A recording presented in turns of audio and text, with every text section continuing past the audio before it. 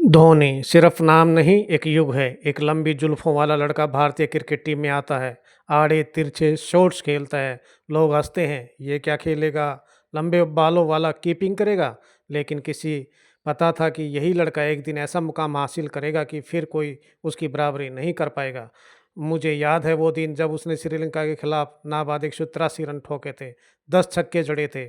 एक ऐसा मैच जो मेरे जैसे क्रिकेट को न जानने वालों की भी रंगों में दौड़ गया था। फिर आया 2007 का वर्ल्ड कप, बांग्लादेश से हार। द्रविड़ ने कप्तानी छोड़ी और कप्तानी सौंपी गई उसी लड़के को जो उस वक्त बल्ले से अपना लोहा मनवा चुका था। शुरुआत हुई T20 वर्ल्ड कप की और एक युवा टीम के साथ धोनी ने विश्व विजेता बना दिया भारत को। धोनी अब लंबी जुल्फों वाला नहीं था, उसने बाल कटवा लिए थे, लेकिन अब वो सिर्फ क्रिकेटर नहीं था, वो था एक लीडर, एक कैप्टन कूल। दादा ने टीम को लड़ना सिखाया तो धोनी ने जीतना। उस समय ऑस्ट्रेलिया अजय मानी जाती थी, पर 2008 की ट्राई सीरीज में उसी की धरती पर धोनी की अगुवाई में भारत ने उसे हरा दिया। यही था नए भारत का ऐलान, घर में घुसेगा भी और मारेगा भी। 2000 विश्व कप, आखिरी छक्का और रवि शास्त्री की वो ऐतिहासिक आवाज़, Dhoni finished of in styles, India lift the world cup after 28 years.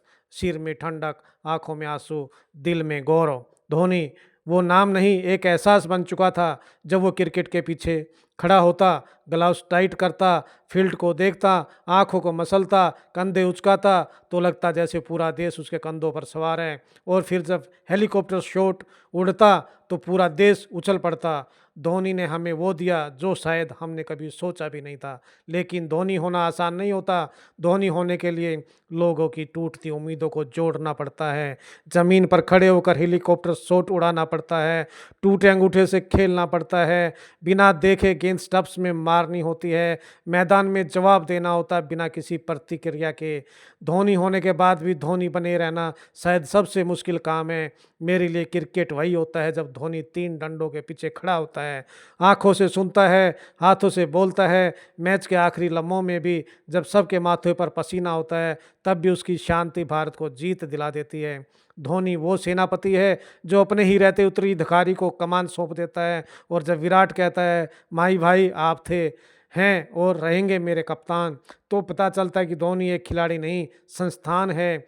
Dhoni ने अपनी हर जिम्मेदारी निभाई, माँ को माँ माना, क्रिकेट मैदान को माँ की गोद से ज़्यादा समय दिया, सपनों को जिम्मेदारी में बदला, भारत को T20 world cup, 2011 world cup, test में नंबर 1 रैंकिंग, एशिया कप जैसे तमाम तोहफे दिए।